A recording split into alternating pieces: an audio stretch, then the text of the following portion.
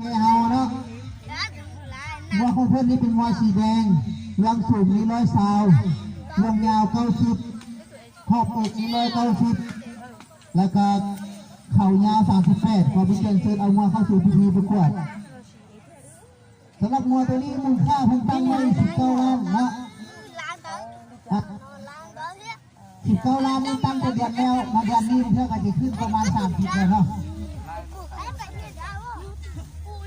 ตอนนั้นตะกุมาจงติดเตี้ย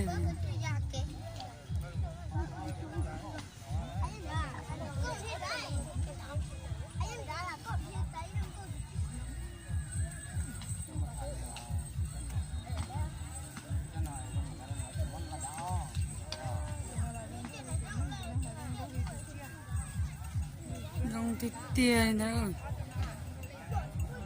จังมา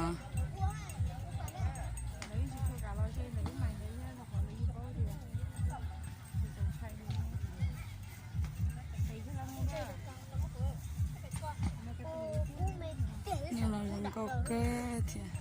ที่สิจะจุปอนโตอีเต้ก็จะจังนายกเจ้าวัวอันดับที่21ผ่านไปต่อไปขอเป็นเกียรติที่ซึ่ง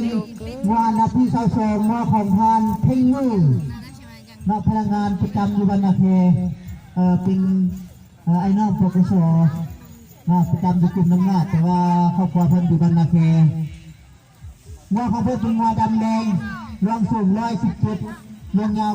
90ข้อเปลือก190เข่ายาว35ขอเป็นเกียรติซึ่งเอาวัวเข้าสู่พิธีประกวดสำหรับวัวของเพิ่นตั้งราคาไว้12 ล้านปีตั้งแต่ปีกายเพิ่นว่าปีนี้ผมเพื่อสาวไป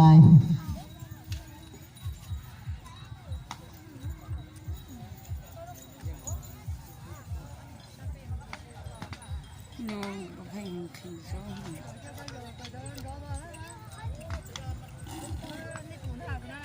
nói tụ thiệt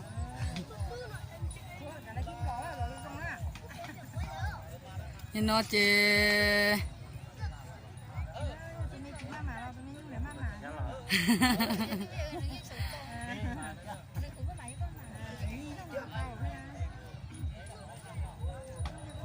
lệ kia có trong đó chơi lệ cho phê chơi lại à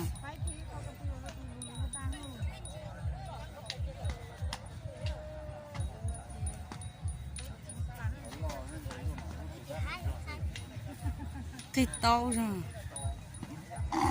chúng nó sợ tông bỏ chơi đâu mà tạo tôi mà sắc khổ bỏ kia nữa chúng nó sợ tông bỏ kia đó tại nó đó ยังคาเรื่องเนาะเพื่อนวัวของท่านเจ้าต่อว่างเด้อพนักงานประจำอยู่บ้านนครและกับวัวของท่านเต็งว่างเนาะพนักงานประจำอยู่ห้องการศึกษาเอาขอเชิญเลยว่าเอามาฮอดแล้วขอเชิญเข้ามาสู่พิธีประกวดเลย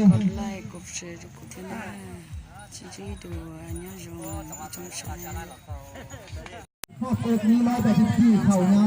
36ท่านที่8ท่านสื่อลงว่างพนักงานบ้านนครมูลค่าวัวของเพื่อนมีตั้งไว้